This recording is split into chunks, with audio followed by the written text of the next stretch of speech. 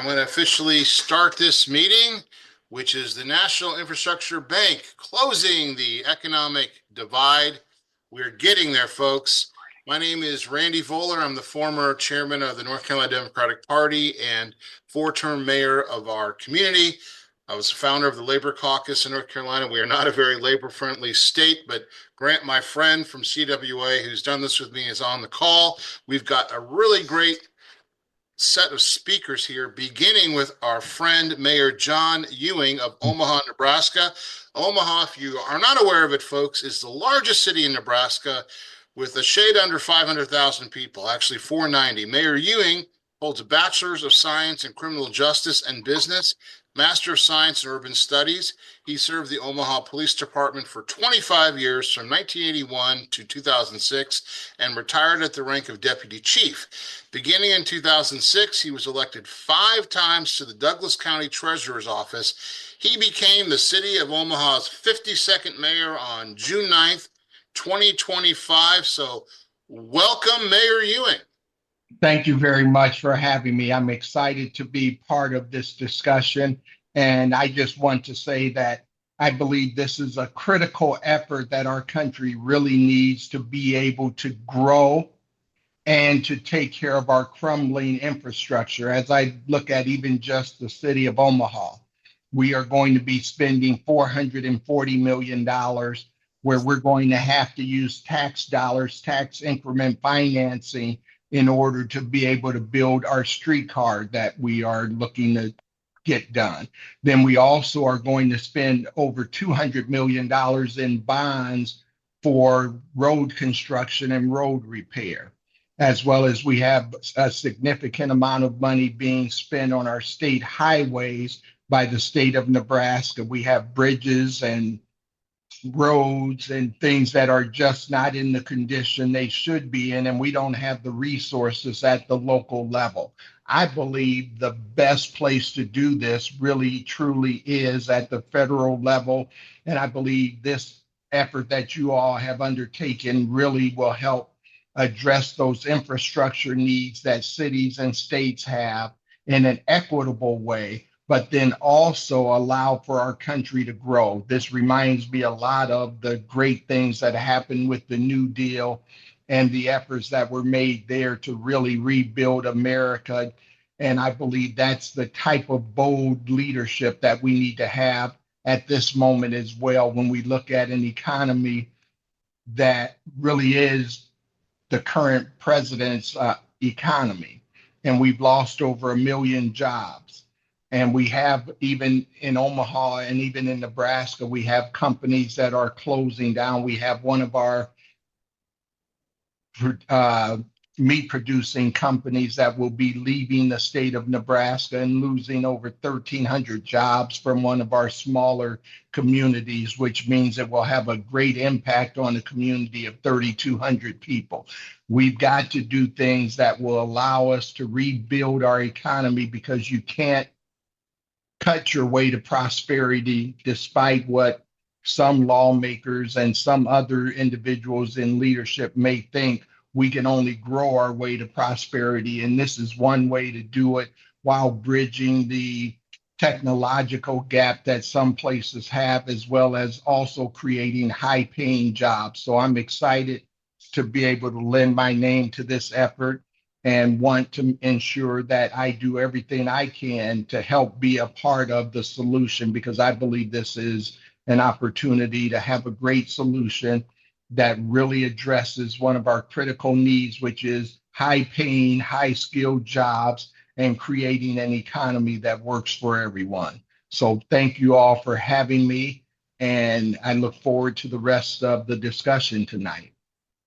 Well, thank you, Mayor Ewing, for joining the effort. I know you're going to be very helpful in the Midwest and in Nebraska. We look forward to working with you. Years ago, when I was just a young mayor, I had a debate on austerity, and this guy was all about austerity, and I was about, we got to go another route. We really got to have prosperity. And I said, if you heard of bonsai gardening, you can keep cutting until you have a little shrub. He had never heard of that. I totally agree with you. You have to prime the pump. So we're going to go to our next speaker. Do we have Representative Sena? Are you on? If not, we'll move to Michelle Dietrich. Hi, hello, I'm here. Representative Sena. He's a Massachusetts state representative for the 37th Middlesex District. He's the first Brazilian immigrant to be elected to the Massachusetts legislature and one of the first former Dreamer immigrants to be elected in the country. He's a leader in environmental, racial justice, and immigrant rights, and the lead sponsor of a resolution to support the National Infrastructure Bank in the legislature in Massachusetts. Welcome. Thank you. Good evening, everyone. Thank you. It's great to be here. I want to thank for the invitation. I also want to thank Stu Rosenblatt and the team for the National Infrastructure Bank Coalition for organizing today's meeting. My name is Danilo Sena, and I represent the 37th Middlesex District here in the Massachusetts legislature. I'm also a proud sponsor of H3416, resolution urging Congress to pass legislation establishing a national infrastructure bank. I filed this resolution because our infrastructure needs improvement, needs help. Across Massachusetts, our roads and bridges are failing. Our commuter trains are outdated and infrequent. Our train stations are in disrepair, and it's clear that something must be done. My constituents, they want to take public transit. They know it's better for the environment. But the news of train fires and long delays deter them from using public transportation. Because of the poor infrastructure in Massachusetts, constituents feel that they must seek other methods of transit, and they deserve better. I support a creation of the National Infrastructure Bank because it will build a path to improve our communities while improving our economy. The bank will create millions of high-paying jobs while helping us build a better future. In Massachusetts, we had a hearing about the resolution a few weeks ago, and I want to thank everyone that came out to testify in support of the resolution. And we're waiting for the committee to report it out hopefully favorably. And I just want to thank everyone for listening and for your work as we move this forward. We want to thank you for your work in Massachusetts. Getting that resolution passed will be really important to the effort. Absolutely. Thank you very much for what you are doing and how you're helping the effort. And folks, we are at 49 co-sponsors because of people like you on this call. We're actually past where we were last time. And if we keep going, we're going to get up to 80 sponsors. Let's just keep at it. So our next speaker is Michelle Dietrich. Michelle is the chair and founder of the Democratic National Committee Climate Council. She's a nationally recognized environmental, rural, and labor advocate. She is the current vice president of the Huron Valley Area Labor Federation, AFL-CIO in Michigan. She is former vice chair and commissioner of Washtenaw County Board of Commissioners. Michelle is a former battleground state organizer, and she currently lives on an 80-acre farm in Michigan. So, Michelle, maybe you can do the hand. I grew up at the bottom of Lake Michigan where we show where you live, with this being the UP. There we go, right down there. Thank you, Michelle. Welcome. Thank you so much. Good evening. Yes, I'm Michelle Dietrich, founder and chair of the DNC Council on the Environment and Climate Crisis. I really appreciate the invitation to speak, and most especially your work on this really crucial initiative. I travel the country from Wisconsin to Georgia, Louisiana to New York to Puerto Rico, and everywhere I go, we hear from people that we urgently need to invest in our infrastructure. We need to create good jobs, and we need to get out in front of the huge, huge challenges that are posed by the escalating climate crisis and other environmental challenges. And here we have a visionary initiative to help achieve all of that. Michigan is ground zero for America's intersectional, compounding economic, climate, and infrastructure crises. We've always faced, as everyone knows, harsh, variable weather with frequent freeze-thaw cycles, and they stress our infrastructure. The climate crisis is a threat multiplier. It's increasingly further stressing our already aging, modernization deferred, maintenance deferred systems, and stressing the people who repair them. There's a huge cost to people too. And this is in part due to greatly increased precipitation, number and severity of storm events, flooding, and heat extremes, all of which is projected to get much worse as the climate crisis worsens. Costs for our infrastructure repairs are increasing steeply, with additional costs of over $200 million this year alone projected for infrastructure projects, which we've got a huge funding gap for roads and bridge repairs. Even with increases in our state budget this year, we're looking at a $2 billion gap. So as a result, we're ranked 40th nationally for road system conditions. There are a lot of municipalities which are actually converting paved roads back to gravel to save money. So in rural areas, broadband coverage continues to be problematic. People driving their kids to public libraries to be able to do their homework. Farmers unable to use their GPS systems to plant with smart, reduced pesticide use due to not having the broadband coverage they need. And we have increasing flooding in urban and suburban areas because our water and stormwater systems are completely inadequate for the increased precipitation. And now with the growth of data centers, which are beginning to explode all over Michigan, our already stressed transmission grid is in big trouble. We already have some of the most unreliable energy in the country, and that's unfortunately likely to get worse. Meanwhile, we invest the third least in the country in public infrastructure, less than $1,000 per year per capita. So we also have well-known economic challenges with net negative domestic migration, aging population, and projections of even our current growth rate decreasing. So, a national infrastructure bank could be a complete game changer for us. A high-speed rail project has been on the wish list of legislators and advocates for decades. We're ideally positioned for doing this. We have imagined funding for our roads and bridges and tunnels so that when prospective employers look at coming here, they see a place they want to move. And the students and the children who are moving out as they grow up want to stay. Rural communities with broadband to strengthen our schools, our local businesses and our farms, and renewable energy projects to provide a funding stream for farmers and property taxes for rural communities. A transmission grid that's hardened and strengthened and ensures we have reliable energy. So these are all very possible. I am fully and enthusiastically supportive of this initiative, and I'm really grateful and hope to do everything I can to support. Thank you. We really appreciate you coming on the call, Michelle, and the work you're doing around the country. Thank you.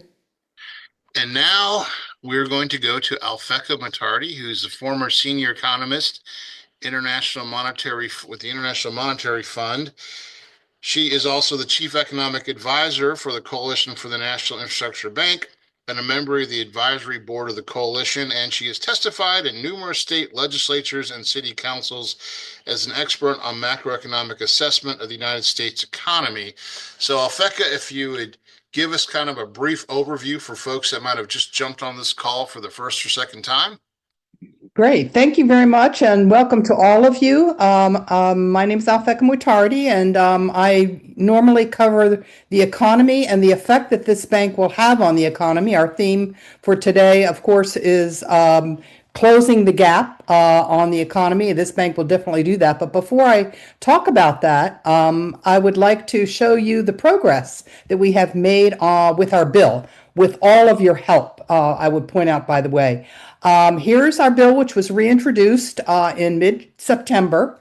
Since then, we now have 49 co-sponsors on our bill, including the main sponsor, Rep. Danny Davis from Chicago. We've added a lot of these sponsors on here through our grassroots campaign of legislators and activists in different states talking about their unmet infrastructure needs and then going to their member of Congress and asking them to sign on to the bill. So we're still in a campaign to add co-sponsors. Anything you can do in your state, of course, to promote the bill would be very much welcome, whether it's resolutions or writing letters to your member of Congress. All of that helps, and we'll show you specifically how you can do that. So for those who are new onto the call, My assessment as a macroeconomist is we need an off-budget public bank to finance infrastructure. We cannot do it through budgets. Good news is we've done this 4 times before in our nation's past, starting after the American Revolutionary War,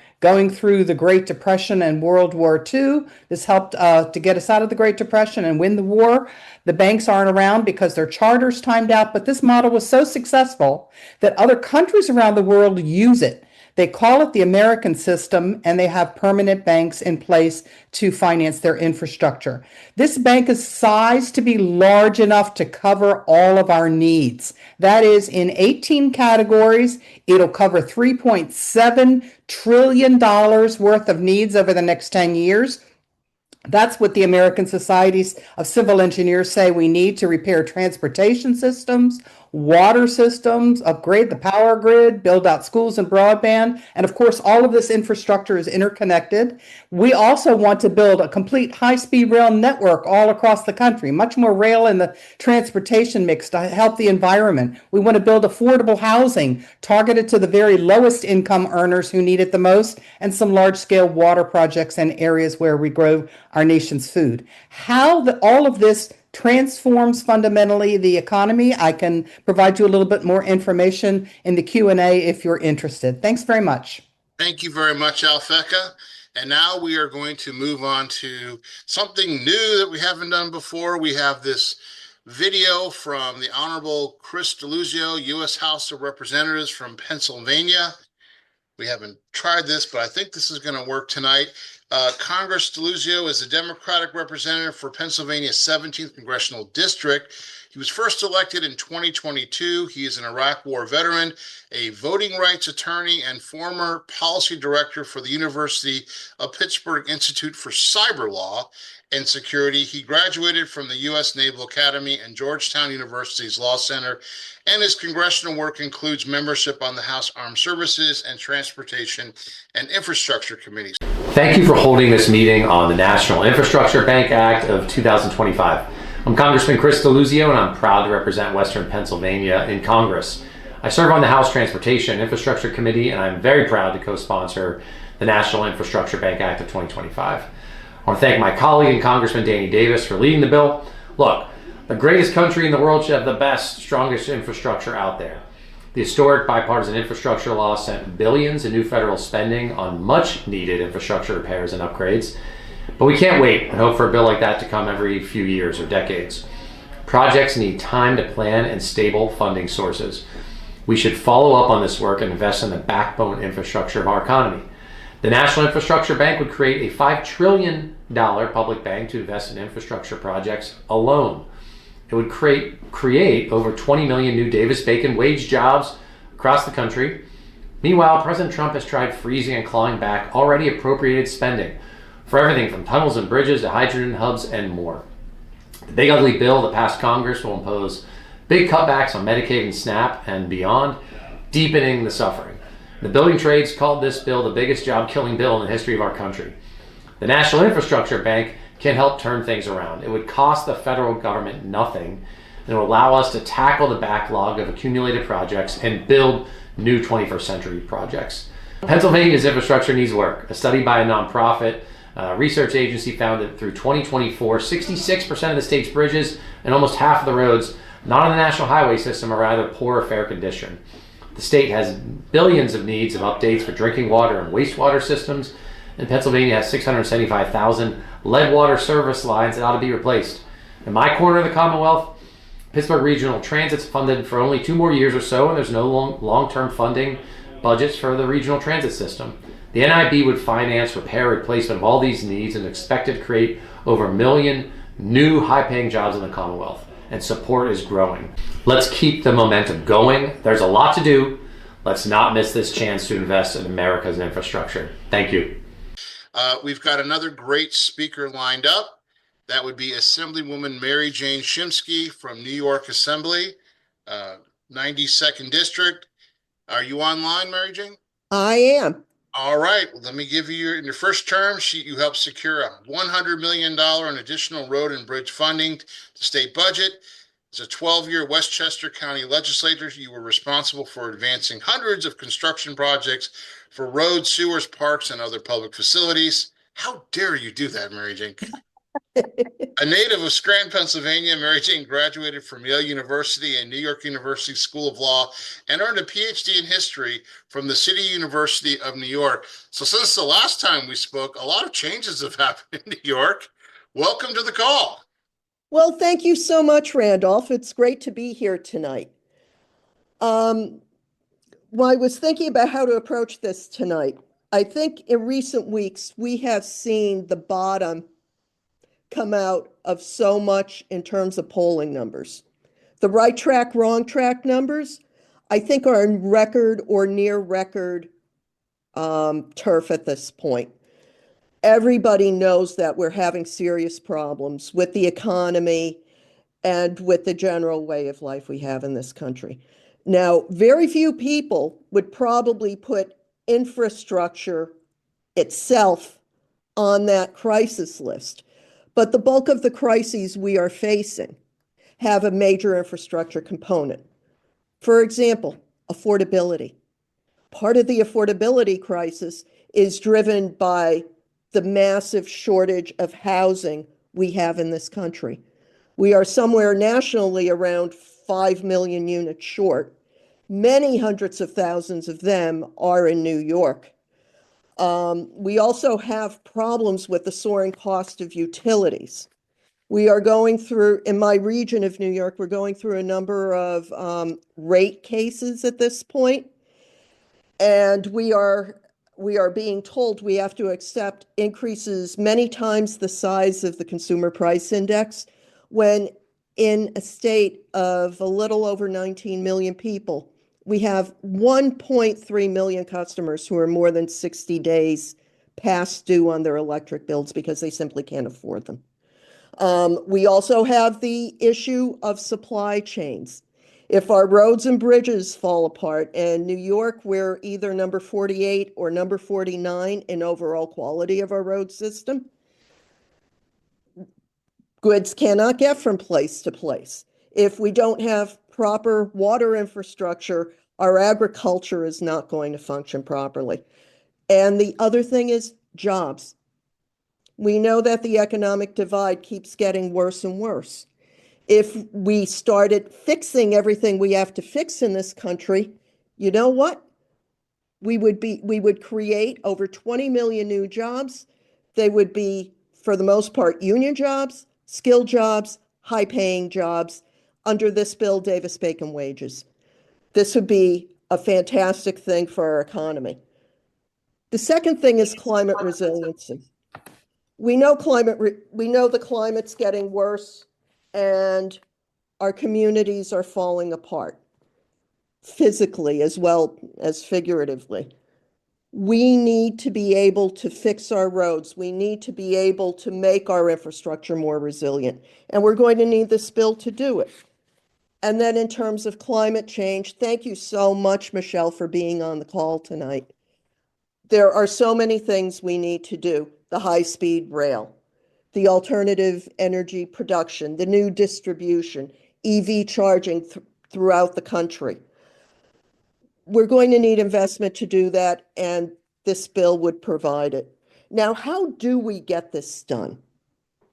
It's like everyone's been saying so far.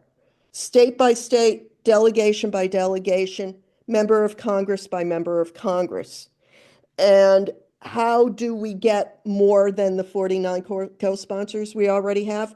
It depends on all of us, me, you, labor union people, state legislators, local officials. In New York, we have 10 co-sponsors out of a total of 26 members of Congress, 19 of whom are Democrats. How did we do it? In 2023, we did a sign-on letter in lieu of a resolution. New York State doesn't do resolutions in favor of national laws, but we did a sign-on letter. Over 60 members signed it, and many of those members now are reaching out one-on-one to their members of Congress, to their former colleagues from the Assembly who got elected to Congress, to their college classmates, anyone else they have a connection with in Congress, urging them to sign on. But that is a very labor-intensive effort, and it's going to take the effort of everyone on this call to make sure we really shake the trees and we get everyone. And I assume that there's at least some level of bipartisanship on this call. It's important to reach out to the Republicans too. This is probably the most propitious moment in more than a decade for Republican members to start thinking a little bit independently and starting to think a little bit more about what public policies will help all of our states to move forward. And I would urge everyone to get in touch with their members of Congress. We're working on the Senate, which seems to be a little bit of a harder nut to crack, but that's going to take more concerted effort from larger numbers of us. But we can do this because everyone out there knows that we have really big problems, and the National Infrastructure Bank is a great way to fix a good number of them. So let's just keep going. We have sample letters, we have everything. Everybody's willing to help and work to make sure that everyone gets out and make sure their voices are heard. So thank you very much. Thank you, Maryjane. You have the right idea. We just got to keep pushing. And this is the right moment. Unfortunately, it takes these kind of moments to actually do great ideas. Our next speaker is Representative Erin Kogel. She's a member of the Minnesota House of Representatives since 2017, member of the Minnesota Democratic Farmer Labor Party, DFL. She represents District 39A in the Northern Twin Cities metropolitan area. She's the co-chair of the House Transportation, Finance, and Policy Committees. From 2021 to 2022, she served as vice chair of the Transportation, Finance, and Policy Committee. Welcome. Thank you for having me. And this picture is actually one I took just a few weeks ago, just a little bit north of my house here. So it was very cool. There was a bunch of people just standing out on a dock in a public park watching the Northern Lights together. So I also, in the 23-24 session, my good friend of a decade, the Speaker of the House, Melissa Hortman, created a committee for me and it was the Sustainable Infrastructure Committee. And so we were able through that committee to do a deep dive into what the barriers are in our state for upgrading our infrastructure. And Minnesota is mostly a rural state, although I represent a pretty urban area in the Twin Cities. My roots are on the North Shore, which is iron ore mining, and in the Mississippi or the Minnesota River or the Red River Valley, which is one of the few rivers that flows north into Canada. And so one of the things that we learned through a lot of our deep dives and conversations with folks is that, especially out in rural areas of our state, there's just not the capacity to even think about infrastructure projects. You'll have, a city administrator who's also the head of public works and HR and, city wrangling the council and filling in for the postman. So, it's just the capacity for a lot of these smaller communities is stretched very thin. And then they also just don't have the tax base to repair a water treatment facility or put in new sewer lines or, here in Minnesota, we have to think about plow trucks and all that good stuff. And so, and like Michigan, we tend to have pretty harsh weather as well. In the summers, it gets above 100 degrees easy, and in the winters, it can get downright deathly out there. If you're gonna visit, come in July. But that's one of the things that we found is that the rural communities just don't have the capacity to even plan their infrastructure projects, let alone finance them. And so we've been doing some really cool work here in Minnesota to use our university as an asset to really help rural communities think about infrastructure projects with resiliency in mind, and also planning for future needs. In Minnesota, the Anishinaabe Ojibwe people, they always talk about 7 generations. And so that's something that, again, through the work that Melissa did and our work with sovereign nations, that we've really been able to weave kind of some of that narrative into our public policy making as well. And so really just kind of how are we thinking towards the future? How are we going to get the funding we need to make these plans for these smaller communities happen? And the coolest thing about some of the things that we're doing in Minnesota is it's all happening at the grassroots level. And so we are not going into communities and saying you need to build a wind farm and a solar array and and put in pollinator habitat all up and down your boulevards.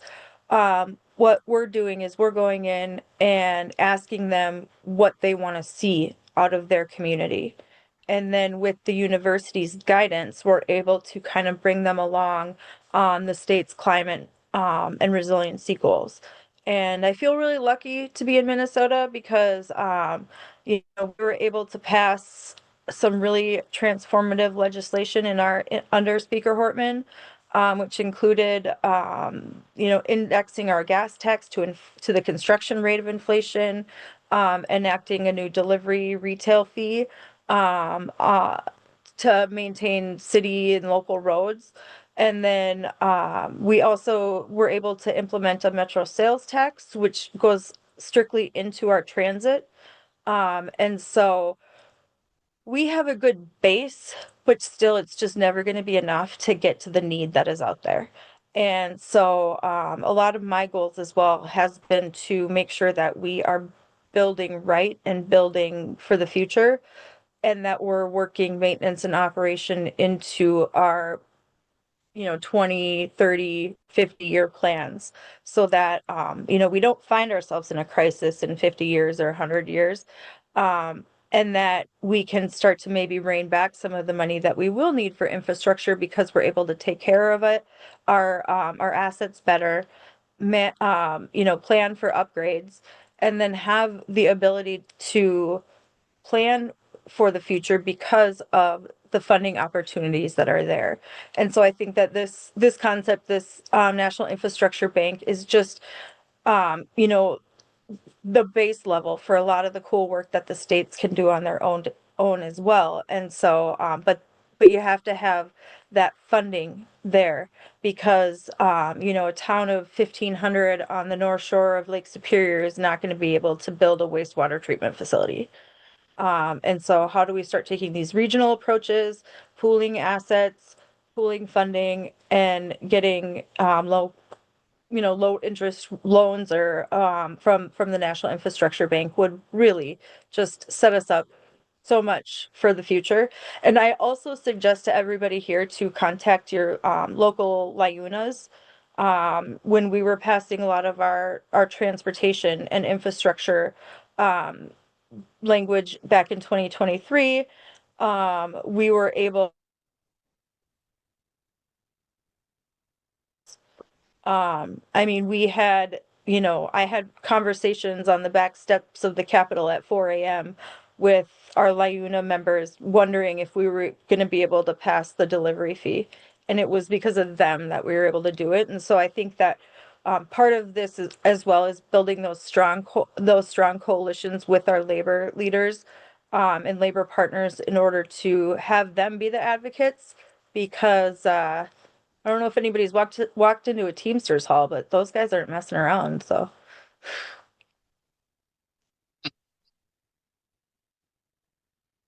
Well, thank you, Aaron, for the input. I was born in Grand Forks, North Dakota, but I live in North Carolina. I'm quite familiar with why we need. I don't want to live in the east side of the river there. My family's all from East Grand Forks. Oh, my grandma was born in Brainerd, and she was a Nygaard Carlson and lived in Minneapolis. So Okay, small. Driscoll Kelly's out of East Grand Forks. Good. Well, thank you very much for coming on the call. We have our next guest, our next speaker is Representative Karen Bennett from the Georgia House of Representatives in Stone Mountain. Representative Bennett is a member of the Georgia House of Representatives. In 2012, she was elected to serve as the Georgia General Assembly and State Representative House District 94, which includes portions of DeKalb and Gwinnett counties. She serves on some of the most influential House committees, including the Agricultural and Consumer Affairs. And I'm looking at my notes. You might have to fill this in because it's printed out. I'll have to stop right there because the printer. You can stop. I'll stop right there, but I have to tell you, I'm always looking at your counties during elections when they're trying to turn blue. I'm quite familiar, like hoping that we're going to keep Georgia blue. Well, I thank you so much. And the two counties that I represent, DeKalb County and Gwinnett, are blue, and we're fighting hard to try to keep them, to stay away from that gerrymandering and reapportionment that seeks to rob us of our rightful representation. So once again, good evening, everyone. I want to thank the organizers of this call and this project. When Stu reached out to me, he caught my attention. He knows that I've got my roller skates on, but I want to thank you, Stu, for continuing to pursue and get me engaged and involved. It's real easy for me to do this once I found out that my Congressman Hank Johnson, is one of the co-sponsors of the House Bill 5356. And we talk about infrastructure, and I'll just give you a brief. I won't keep you. I'll just tell you briefly why this just reaches my heart and my interest. And I'm happy to be a part of this delegation, particularly because when we talk about infrastructure, and I don't need to repeat some of the things that have already been said, how it impacts transportation. And if you've ever driven around 285 or come to Atlanta, you know it's a nightmare. What used to take 20 minutes now can take up to an hour and 20 minutes just to get from point A to point B. And then the infrastructure bill, when you talk about high-speed rail and anything that will curb the congestion so that people can get to and from work, to and from school, and to and from wherever they need to get to without having an accident and other congestion. I just am very appreciative of a bill such as this, because I don't know if you know, but Atlanta ranks in the top 10 for being one of the most congested cities in the United States. And we know we need to do something about that. The population is exceeding the ability for the transit to keep up with it.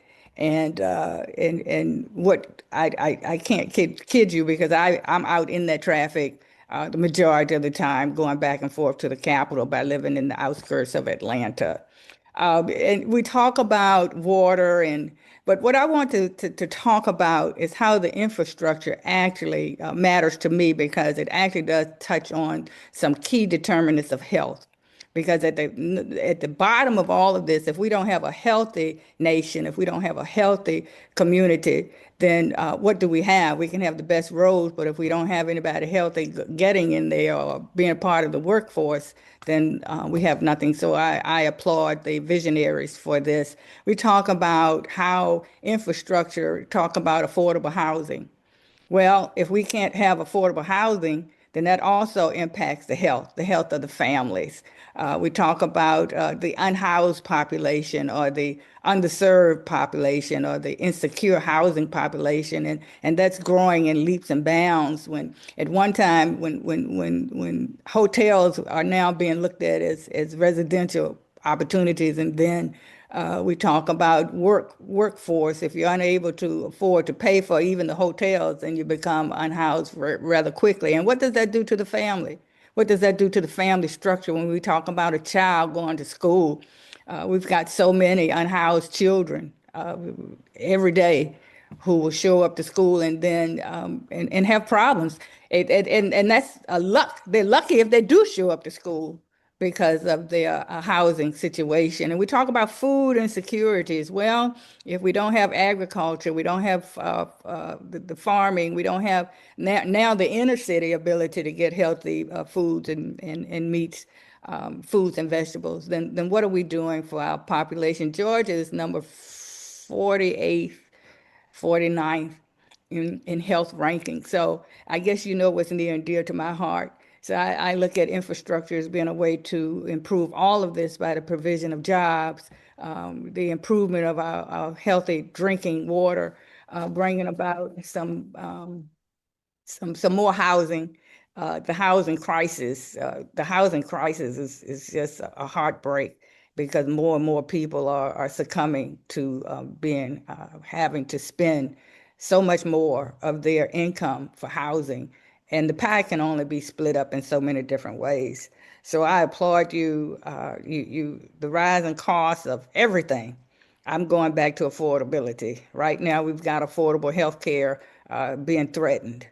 And that's affordable health care for some people. There are people who didn't even have health care. Now you're going to have more unhealthy people in these United States based on that big, ugly bill.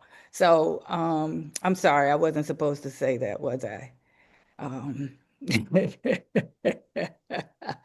We've got to work, we've got to come up with some solutions, and I appreciate you because taxpayers can't bear all the burden.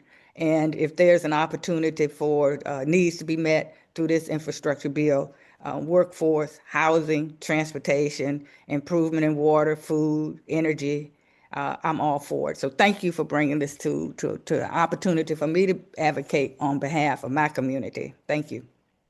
Thank you very much, Representative Bennett. Last week, I'm our incoming president for our Association of Realtors, and we did a big fair housing event. And we had some folks from Fifth Third Bank and other community activists talking exactly what you're talking about, but strategies for actually getting people into housing and what municipalities and counties could do, especially if we had a national infrastructure bank, by providing funding that, they could borrow and go behind and it could get paid back. But we need to be more creative. And I really appreciate you bringing that up because it's actually everywhere it's a problem. And before you leave that point, to be a part of this, then of course I will hold this organization accountable for making sure that the money actually gets down. We don't need to have a continued further divide. We want to be able to narrow the gap so that more people at the end of the day are able to be served. So thank you. Well, you speaking my language, because the reason I got involved was when I was a mayor and involved with a bunch of statewide organizations, and I worked with Obama. When that money first came out from ARA, it wasn't getting down to us at the local level. It was getting held up at the state. And that's why an infrastructure bank gets around this, because it's a bank and not grant money being sent to the states for various legislatures to hold up and not, I call it rain catchment. They're holding all the money and not letting it rain on our communities. Anyway, our next speaker is a longtime friend of mine, Grant Welch. He's the Legislative Policy Director of Communication Workers of America. Grant is a Vice President of the North Carolina AFL-CIO and President of the North Carolina Democratic Party Labor Caucus. He's a 25-year member of the CWA. He is active in his community through Rotary International. He is a past president of the Rotary Club of Sanford and currently serves as the Assistant Governor for Area 10, which includes Lee and Chatham counties. And he's a man that I know personally has walked the line. And those that are in labor know what exactly that is. We had a major strike here last year. Grant, welcome to the call and looking forward to hearing from you. Yeah, thank you, Randy, and good evening, everyone. I am Grant Welch. You're just got muted. There you go. Yep, my apologies. Grant Welch, CWA, North Carolina Legislative Political Director, amongst all the other items Randy spoke about. And CWA is a international union of over 700,000 members. Currently, we are looking at broadband expansion, and we have a nationwide broadband brigade that is working on that from the local level all the way through the state and federal levels. And the National Infrastructure Bank just fits nicely into that plan. One of the things that many of our members are involved in the telecommunications industry. So this not only offers longevity and seniority for our members, but also the opportunity to organize new members into our unions across the nation. And speaking specifically around broadband, North Carolina, as well as many other states, we have a significant rural area that is underserved or unserved, and it's what we call the last mile area. And you know what we have seen in the 25 plus years I've been in the telecommunications industry is that telecommunications and broadband companies, they are not building the infrastructure out to the rural areas, to the unserved and underserved, because the ROI is just too low. And you know, broadband is not a public utility.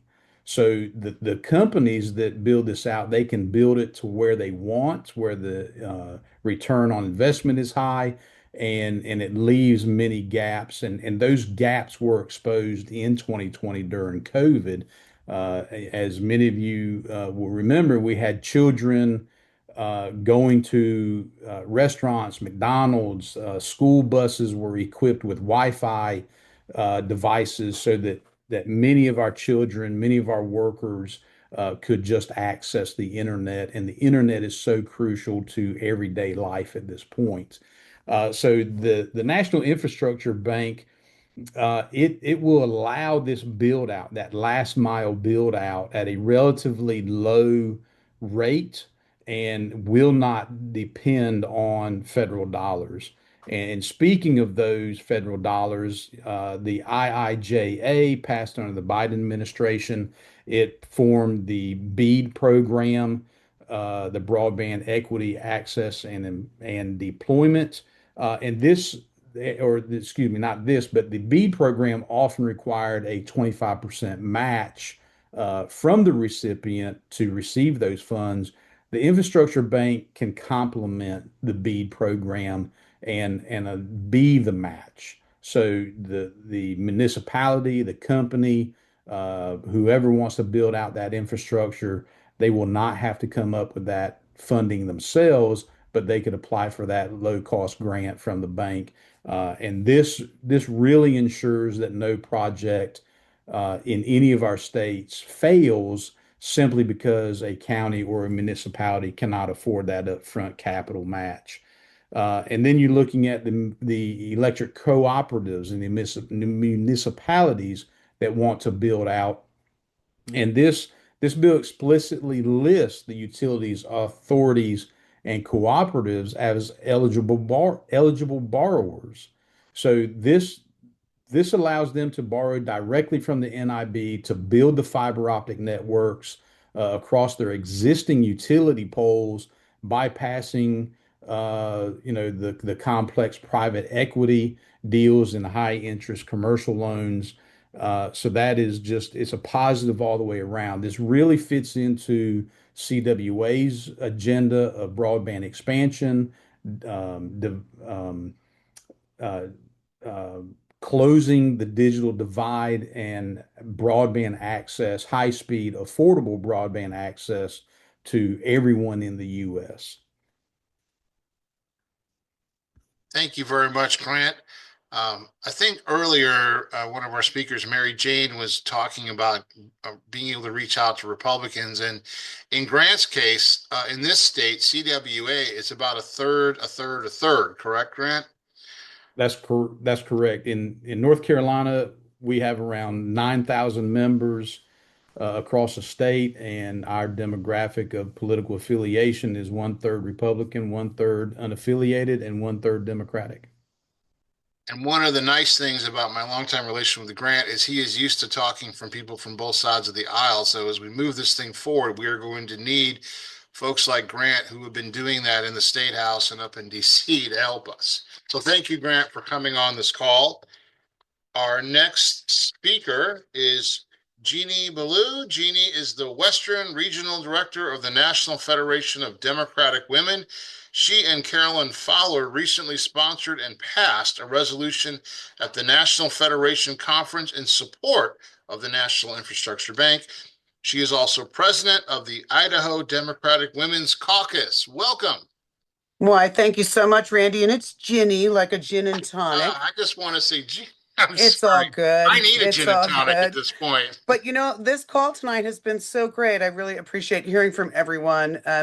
Born and raised in Westchester, the drop off at the train station was part of my earliest memories of all the moms lined up. And my husband's from northern Minneapolis. And so I just feel like it's been old home talking to everyone. Also, maybe something that some of you wouldn't know about me. I was raised in a family of color, and my brother, who as a black man has a record for being a black man in a couple of rural towns that really didn't want one. And in Colorado, they actually came up with a great plan that kind of ties into our infrastructure. They said before they knew that he had a white family to fall back on, that he could have 3 meals and a cot, and they would pay him $125 a week, and it would only cost him $100 to be in the jail. And after 2 years of working on their road crew, he'd get out with a little money in his pocket. And I'm thinking, if that's the best we've got for infrastructure, oh my goodness, do we need this National Infrastructure Bank? I'm out here in Idaho now, have been for over 45 years, and most of our states really are rural. We are rural, except some of us are known for our big cities. But even in New York, I was raised in the sticks where I was as a kid. We went into town. You got dressed up to go into the city. And we're rural all across. California's more rural than it is its big cities. And in our rural areas, we don't have the money for any of this. We don't have the money for the broadband. We don't have the money to get the transportation that would let our people have options of getting out of the small towns, that would allow them to live in the small towns and commute for better work. And we don't have the governmental will, because I have to talk to Republicans all the time. That's what the majority is here. And yet they're going to blame every Californian that moves here as being what's changing the state.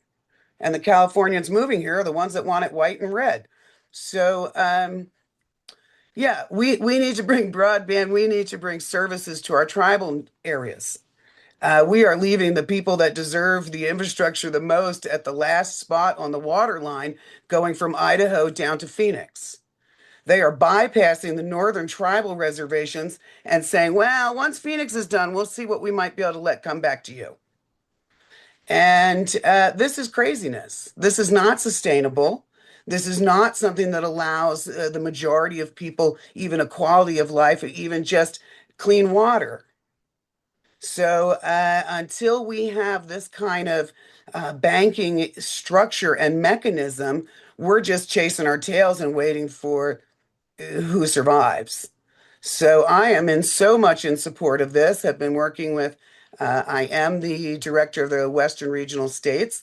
So that's from Colorado, Wyoming, Montana, Idaho, Oregon, Washington, California, Nevada, Utah, Arizona, and New Mexico. So we are working with all of those states to make sure that from the local council levels all the way up to their state legislatures, including all their parties that we can get to, that they're passing resolutions, that they're recommending it to their higher leaders. And we need it. We just can't wait another day. And while things are going down the toilet from craziness, now's a great time to say, you know what? We can rebuild our nation. Democrats know how to rebuild our nation. And this infrastructure bank is something that we can, I believe, run and win on. But as a nonpartisan, it's just something our nation needs. So thank you so much. Thank you very much. Based on what you're saying, I need to connect you with one of my friends. We were both German Marshall Fellows, Eddie Sherman, who is with the affiliated tribes of Northwest Indians out of Portland and Seattle. I should Please do. You, yes, because he could help you. He's been involved for as long as I've known him.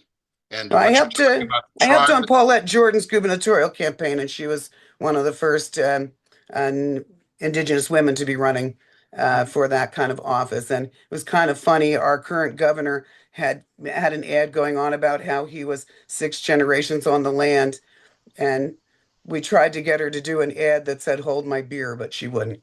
But Well, I definitely have to come and see you the next time I come rolling through Idaho. I have family up in Montana. And now our next speaker is Representative Carolyn Logan. Logan is from my state. She represents North Carolina's House District 101 in Mecklenburg County, a trailblazer in law enforcement. She was the first Black female police officer in Asheville and the first Black female trooper in the North Carolina State Highway Patrol. In the legislature, Logan focuses on public safety, veterans affairs, and state personal matters. And as a point of personal privilege, I'm very sorry what happened in Charlotte this last week, Representative.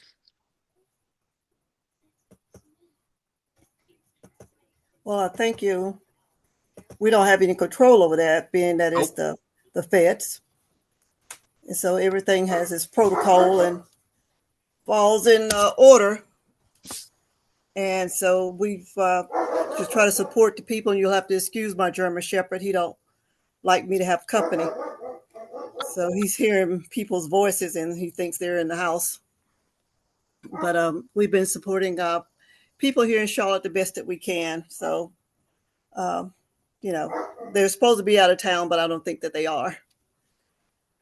But anyway, I thank you all for allowing me to be here tonight. And I want to thank Stu. He always tried to include me into participating.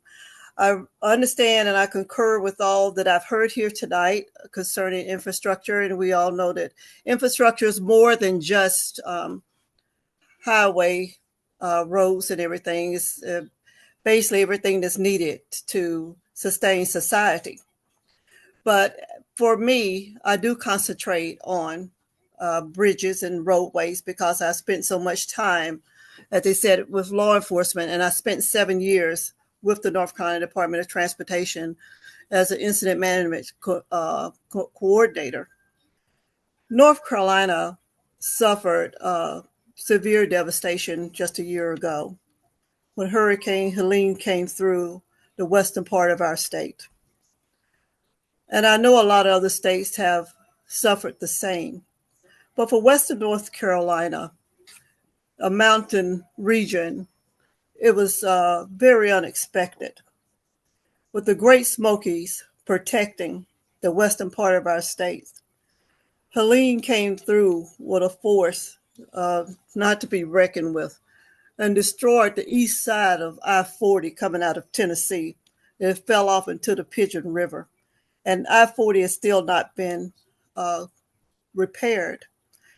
It's going to take billions of dollars to repair Western North Carolina that we do not have and have not received what we need from the federal government. Asheville and the Biltmore Village was destroyed. And those who are not familiar with Asheville, Asheville is home to the Biltmore Estate. And I was just there this weekend. Asheville is still not completely put together. And Asheville is the center of Western North Carolina. And I feel that if Asheville fails, Western North Carolina will fail, because that's a lot of tourism that comes into Asheville, North Carolina, and then branches out to other parts of the western part of the state. And there's still a lot to be done. The Swananoa River came into the Biltmore Village area and completely flooded it and destroyed it. The French Broad River destroyed the rest of it where it came out. And it was just unbelievable. Houses was wiped out. Lives are lost. And I went up there for a town about the Biltmore Village in North Carolina. There's people, they say, are unaccounted for. All who was not destroyed by animals, there's just not accounted for. And rivers have been redirected. And I'm like, redirected? They said they just taken another course. So on top of that, then we have, I was at a meeting the other night. They want to add more lanes to our I-77 South. They've already done I-77 North and have express lanes that does not belong to the state anymore, our state DOT. It belongs to an out-of-the-country private company. And the state turned this over around 2013 for 50 years. So the money that comes in is not coming to North Carolina. And we're looking at, well, they are looking at doing the same thing to I-77 South, because they say it's going to cost $3.2 billion. And they compared that to the Panthers were purchased for $2.2 billion.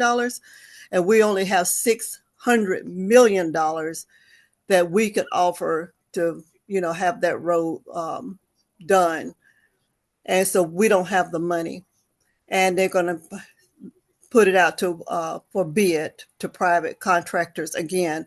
And there's a possibility that we're going to lose that road to a private contractor. There's going to be many houses lost.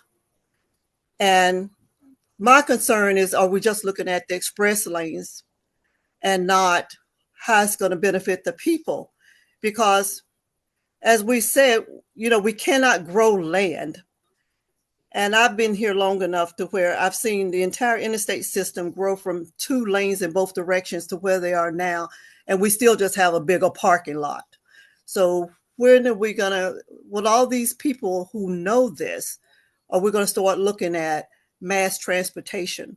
They broke ground for a gateway center back in around 2016, and they not laid the first brick for that.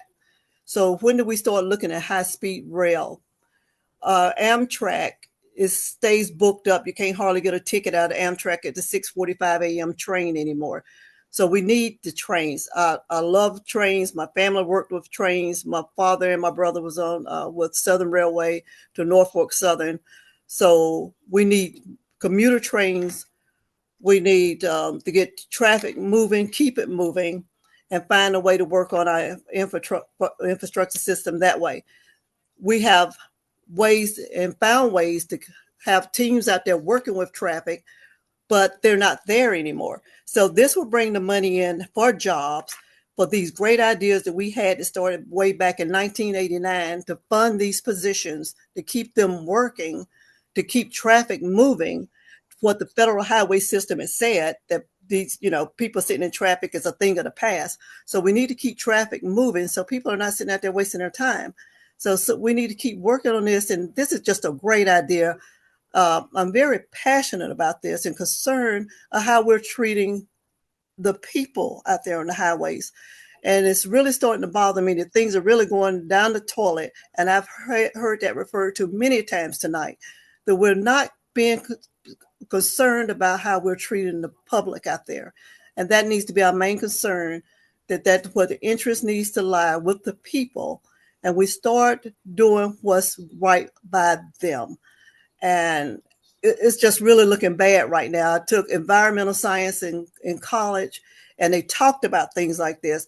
Our Outer Banks, every time you look around NC-12, if there's a storm, we've lost NC-12, we have to rebuild it. So we got to find another way to make things happen and stop giving our money away to these private companies and keep our money within the state of North Carolina. So thank you for allowing me to speak to you some tonight. Thank you very much, Representative Logan. We are moving on to our next speaker, Howard Mafucci, who is a member of the Monroe County Legislature in New York. He is a member of the Environment and Public Works Committee, the Audit Committee, and the chair of the Ways and Means Committee. Howard is also a member of the Greater Rochester Airport Authority and the Broadband Task Force. You and Grant should sit down and have some beers together. He was a longtime teacher and coach in the community and infrastructure, and served as the superintendent of schools for the East Rochester School District. Howard, take it away. Yeah, good evening, everybody. Actually, I just got back from some of our committee meetings. Former superintendent of schools, been retired 15 years. Currently a county legislator, been doing that for 8 years. I like to keep things very simple. And one of the things I learned a long time ago, nothing, absolutely nothing happens without money. And revenue needs to be adequate, sustainable, and equitable.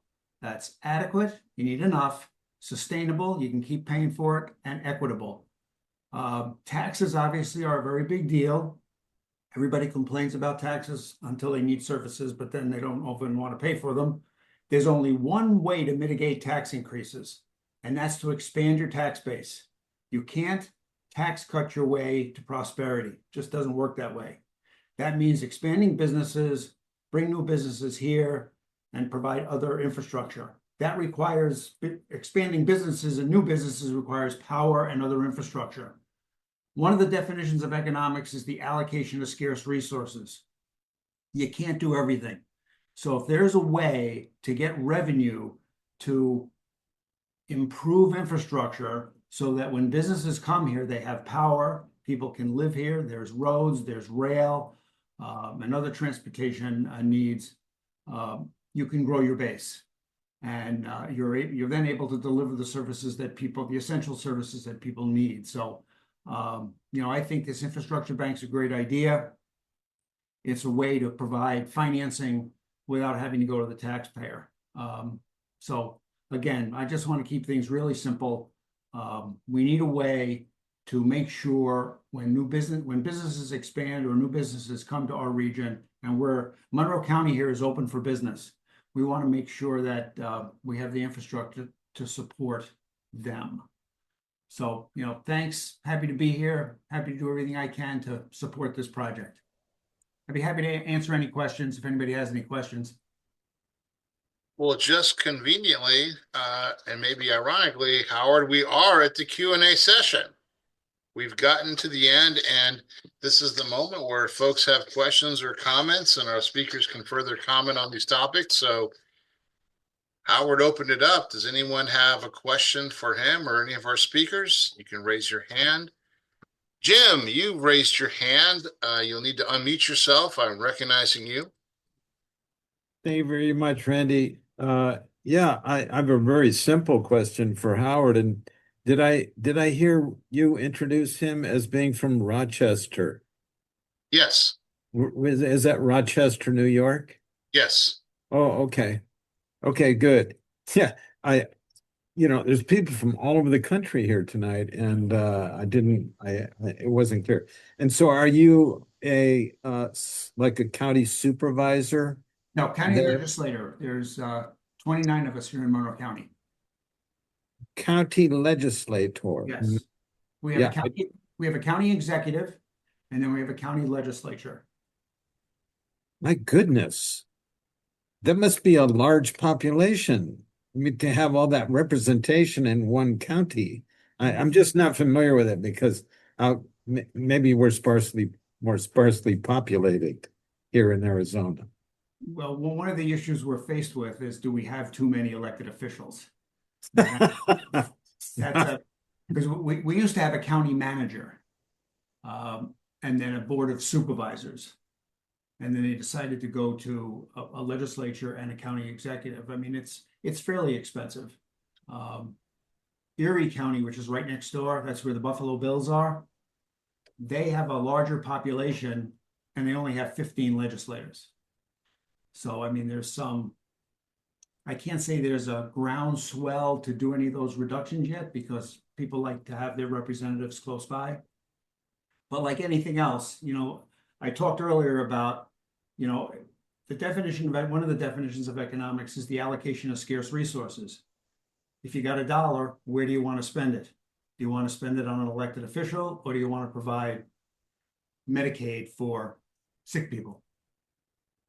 That's the challenge. Jim, do you have any other comments, or can we move on to other speakers? No, that's great. Thanks. I may come up with another question for somebody else in a minute here, but please. All right. I'm going to move. I'm going to recognize Representative Renee Price. We were just at your birthday fundraiser the other day with the Attorney General, one of our Supreme Court justices. Representative Price is a big supporter of North Carolina. You have a question, Renee? Not really a question, just a shout out to Monroe County. That's where I was born and raised. So I know what Howard is going through. What town? Rochester. I was Okay, near Brighton. Okay. But we rode our bicycles to Pittsford. I represent part of Brighton. Yeah. Most of Pittsford, but part of Brighton. Yeah. That's all. All right, Renee, great. I'm going to recognize Sharon Abreu from Washington State. Sharon, just unmute yourself. Hi, thank you so much. I've been a supporter of the National Infrastructure Bank for quite a long time. I consider myself a progressive Democrat. I'm secretary of the Washington State Progressive Caucus, which started 20 years ago. Came out of Dennis Kucinich's presidential campaign in 2004. And I just took a course online called Introduction to Regenerative Economics, and I'm really excited about that. And I'm wondering if folks here have heard of regenerative economics, and if any of the people that have spoken today, which I've really appreciated everybody who's spoken, if they have any thoughts on how shifting to a regenerative economy and the National Infrastructure Bank can really, really work together and shift our economy to one that works more for people on the planet. Thanks so much. Does anyone want to answer that?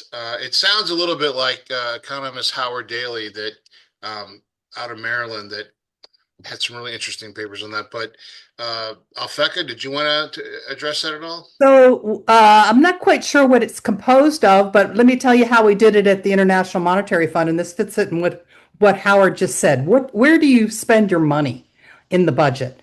Do you spend it on defense spending? Does that help your economy to grow? Do you spend it on social safety nets? That's important, but it's kind of like giving a person a fish, not teaching them how to fish. Or do you spend your money on investing in the real sector for infrastructure that holds up the economy and has at least a 3 times payoff compared to the dollar that you put in to the infrastructure? So it's very important to look where we spend our money. And the beauty of this National Infrastructure Bank is that it directs our money into infrastructure so that it does not get lost in budget fights, budget cuts, politicization of our spending, anything like that that's going on now. This bank will provide long-term funding and financing, not on again, off again, which tends to raise prices. It's reliable, it's sustainable, and all of it can be paid back through the economic growth that it's going to generate. So it's one of the best indicators of spending your money in the right way, making the best kind of investments. Our banking sector is not investing in this way, but the National Infrastructure Bank can. And if I might I'd love for you to share that. So, okay, we have and if I could Sena add to that Aaron, too. yes. Yes, so Okay.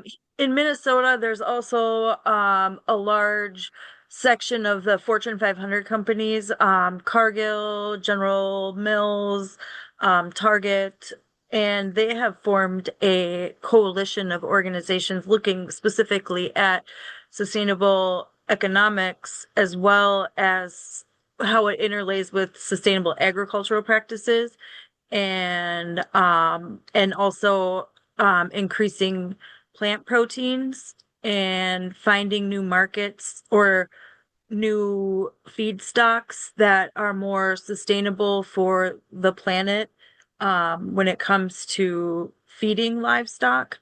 And then also looking at some of the byproducts of these farms and how we can start to build markets for those byproducts as well for the farmers, and then also ensuring like all of that gets down to the people at the bottom and doesn't just sit with Delta and Cargill and Target and General Mills. And so it's really on the policy side, that's where I'm kind of trying to figure out is like how the public policy best supports the money getting down and out of the hands of the big corporations, incentivizing some of these renewable products, sustainably farmed products, but then also bringing back, when you bring back family farms to communities, you bring back restaurants to communities, you bring back hardware stores to communities, you bring back grocery stores to communities.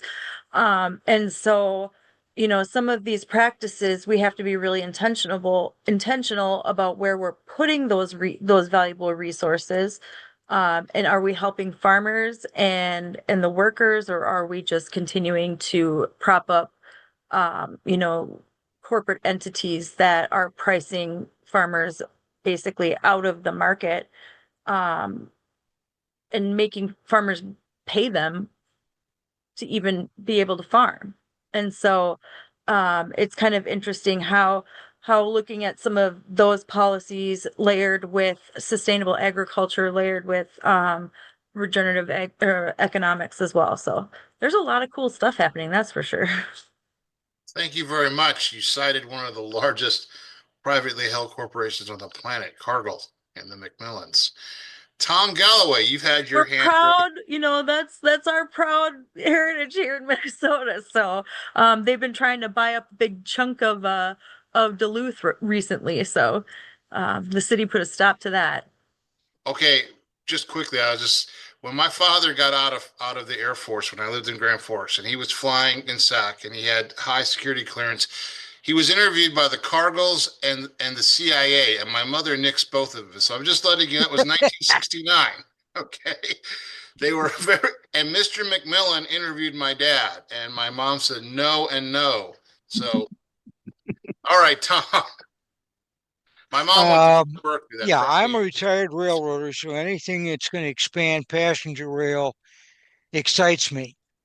What I would mention to Howard and anybody else in New York State with some legislative clout, as well as any other states that are looking at a situation like this. I travel on Amtrak a lot through New York. I go to Springfield, Massachusetts from Toledo to see my family. I have friends still in the industry. One is an engineer out of Albany, and he tells me that CSX is looking to pull up track. That line from Albany to Rochester to Chicago was originally laid out as a 4-track main line.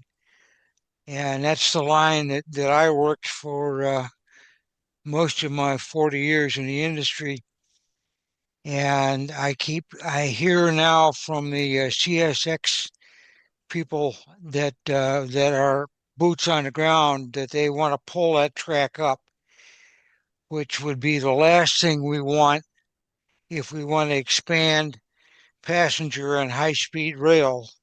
So anything that our friends in New York can do to convince or point to CSX the error of their ways in reducing capacity so we can take cars off of I-90 and other congested interstates and put them on the rail, put them on passenger trains.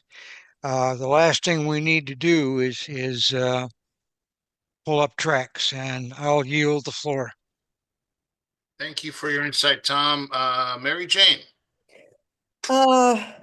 Hi, glad to hear your concern about tearing up rail track, because whether it's for passenger or whether it's for freight, rail is a much more environmentally sustainable way of getting goods and people from place to place.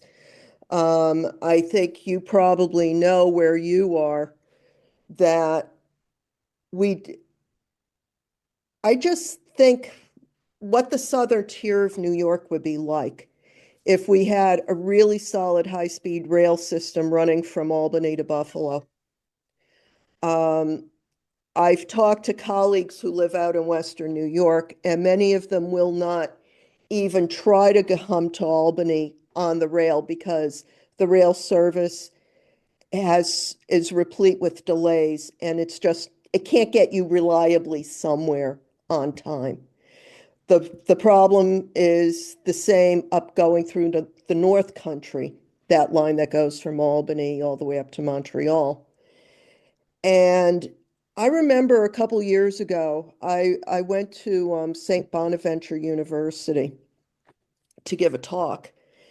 And it's this wonderful gem of a place, but unless students are local, they tend to transfer out because I don't mean to say this disrespectfully, but people think those students think they're in the middle of nowhere. If you had high-speed rail and you could make it easier for people to get from there to one end or the other of New York State in a few hours on a reliable basis, what that economy out there led by schools like St. Bonaventure would just take off tremendously. Other speakers were talking about how important infrastructure is in terms of general economic development. And I think if you had high-speed rail going through the southern tier of New York, you would definitely have a case study in that. So Alphecca. can I add something on to that? Yes. Okay. When we were thinking about covering high-speed rail in the National Infrastructure Bank, we kind of looked into the history and the big picture. And the big picture is that in 1970, the railroad companies decided to cancel passenger rail. And so they gave it over to the government, and Amtrak was formed. Meanwhile, the railroad companies own 150,000 miles of track across the country, some of the most underutilized track in the world. They do not make improvements to it. Their business model is to run 5-mile long slow freight trains and not move them out of the way of passenger cars, which ties up the traffic on passenger rail systems. And I'm really wondering now if they want to sell track, probably for money, for real estate money, to bolster their bottom line, where they promised to give first priority to passenger rail. Are they in breach of that contract from the 1970s? If I may, that has gone all the way to the Supreme Court. The railroad companies lost, but they don't give a damn. Not a surprise. And we've been, among other things, since I'm retired and don't have anything to do, I'm involved with several passenger rail advocacy groups in the region here. And there's one organization that I work with that is proposing new service between Detroit to Albany to mimic the old Mercury of the New York Central line. And the idea of getting that right of way back, and I've sat down with Representative Marcy Kaptur several times over the past 8 years or 10 years with maps and track charts and explored some of those. And the chairman of the Northwest Ohio Passenger Rail Association and I are going to sit down after the Thanksgiving holiday and look at some. Pardon? And you'll be able to go. I just want to get back to, sorry, Tom. I'll let Mayor Ewing, who kind of kicked us off, if he's still on the call, if he wants to jump in here. Well, anything we do to preserve rail. Yeah. Yes. Sure. So Mayor Ewing, you've heard an awful lot on this call. The floor is yours, sir. Sure. Well, thank you for the opportunity. And once again, thank you for having me on the call. Thank you to all the speakers as well.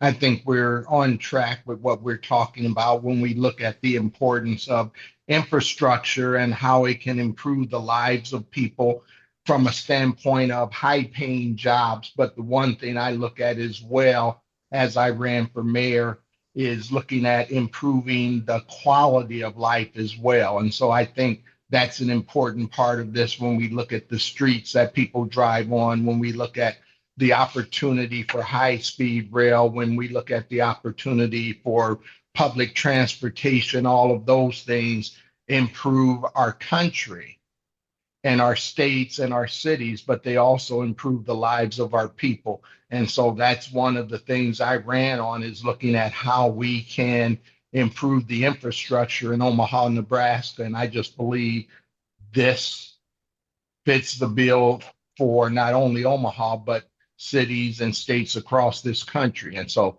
I'm excited. And as I've shared with you all, I'm on board and will do anything I can to help us be successful. Thank you very much, Mayor. I think the power of these calls is that we all get to know each other, and then we can connect and help each other as we go forward.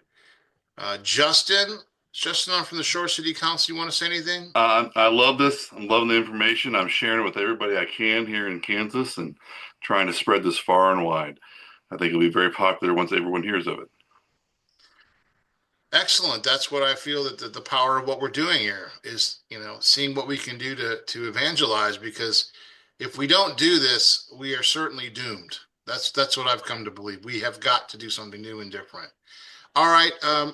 Sharon, I'll recognize you again.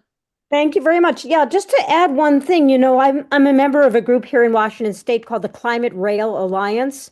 And one of the things that we've grappled with our state legislature is that they have been so focused on ultra high-speed rail as opposed to high-speed rail. And there's a difference. With high-speed rail, you can use existing tracks. With ultra high-speed rail, you would need to build new tracks. You would need a lot more land to purchase. It would take like 30 years to get ultra high-speed rail into place, as opposed to 10 years for high-speed rail. So I just want to make that distinction for folks if that hasn't come up. Well, thank you very anything, much. Anything above 125 really needs to be totally separated, needs to be electrified. Where anything right now, most passenger rail is 79. There are spots in Michigan, there's spots in Illinois that are 110, 120 that are conventional. But if you're going to go ultra high speed rail, you've got to start from the ground up and you've got to run it electrified to be worth doing. Well, I think they would rather build these darn data centers than do that. Yeah. I'm going to recognize Ingrid Clare. Ingrid has your hand raised. Hi, how are you? Good. Yes, I just wanted to mention that, yeah, there will be some of that high-speed rail that the ultra high-speed rail. I mean, we have to do new infrastructure, so you're going to have both. Whatever is needed by that community is what they're going to borrow the money for. I mean, that's what the bank is doing. It's providing them the funds so that they can build their infrastructure however they need to do it. Some of it might be from the ground up and some of it might be in adjusting or whatever, but that's not for us to say. It's for whoever borrows this money to say that's what we need for our community. That's what I take on this. I think it's important for us to understand the difference, though. 10 years for high-speed rail, 30 years for ultra-high-speed rail, and if you have one pot of money, where you're going to invest it. And that could be, it still be electric rail. But I mean, the pot of money is supposed to be big enough for most all of it. That's the whole idea of this. It's not just so we can take care of all of it. Well, I would like to say at this point, it's wonderful we can debate about getting to the money, but the point is we have to get to the money. And right now, to that point, we have about 49 sponsors now, but we all on this call have to commit what we can do to get our local congressional member on this bill. So my local member is on the bill. Renee Price helped a lot in getting Valerie on. We got Deborah Ross. Now we're trying to get Alma Adams and Don Davis, and maybe after that we might get a Republican. But I'm going to ask everyone on this call, do what you can. Maybe the mayor of Omaha might be able to get Don Bacon on there. I don't know. I mean, we would love to get a Republican on here because, we know this is going to benefit everybody. And right now, I think before I got on the call, Stuart and Angela were talking to me and Alfeka about, I think we're going to be starting in January. These are going to go to committee hearings, and 11 of the members that have signed on are on the Infrastructure and Transportation Committee. So, folks, we're actually moving this. The train is starting to move. Guess no pun intended, but I did say it. And I feel my heart is warmed by what we've managed to do the second time around. We need money, specifically so that Stuart and Angela and others, but those two can just go to those meetings on the East Coast and they're very effective. They came down here. We have supported them through my nonprofit, but we can't be the only ones. We've got to get other folks involved. They were able to come to Durham and meet with Democratic municipal officials, which paid off handsomely. More people got involved. They were able to go to Minnesota, and we got the DNC to actually take a resolution that Grant and I and others had started in North Carolina, and we got it all the way past the DNC. But that happens because Stuart and Angela are able to show up and work their magic. Thanks. We've got to get them a little more money to help, and we have to commit to wrangling our congressional members. That's number one. And it's not going to be going to staff, because we know that staff are not going to risk their jobs on such a thing. We can talk to staff. We talk to all kinds of staff people. But some of us know the congressional members, and we know this is a great idea, and we know this can work. Just go straight to them. That's what I did here. I talked to staff enough, and then I just went to the congressional member, and they signed on. It's a matter of thinking about who your elected officials are, who your contacts are, who you know personally, and get in their faces. Get a letter done. We have got drafts out the wazoo at this point. We could get you some model letters.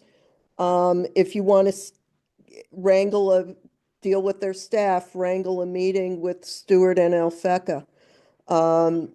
We can, and usually after a few contacts, we usually get them. So it's a process, but the process has a pretty good likelihood of success. And if everybody can just get 1 or 2 members in their states, that would be a huge help. Yeah. And it will help with the Senate bill. The more these guys in the Senate see growing and growing support, the more somebody will say, all right, let's do this. And especially if some of their congressmen, and you saw Deluzio on the call tonight, he wanted to get on, but he has a little problem with Trump wanting to execute him. So he did have to take care of that. But if we're starting to try to get these congressmen to help us get senators. And so the more that we get on the bill, the better chance we're going to have. And we are going for a bill. We're going for a Senate companion right now. All right. Hooky doke. All right. So what do you have anyone else that wants to give any last comments, or we'll just say, here's our information? Yeah, there's the email for anybody who wants help. Happy Thanksgiving, everyone. Yes, Yeah, happy thank you. Thanksgiving. I think Randy wants the last comment. I'm going to give you the last word from a Randy to a Randy. It's perfect. It's just too perfect. It's beginning to look a lot like Christmas. Good. Yes, seriously, the bill's priced to move because there's no other options. And when we point that out, that this is what it's going to take, we'll get them. Yeah. I agree with you. It's what Churchill always said. The U.S. will exhaust all other options before doing the right thing. But I think we're at that moment now. We're going to exhaust it all and do the right thing. So I will adjourn the call. Thank you, everyone, for getting on. It was amazing to hear from you, and we'll hear from you again next month or the new year. And please get in touch with Stuart and Angela, and we'd be happy to help you with getting your congressional member on the bill. Happy Thanksgiving, everyone. Go fight, win. Happy Thanksgiving. Happy Thanksgiving, Aaron. Happy Thanksgiving to your daughter. Bye. See you hanged up.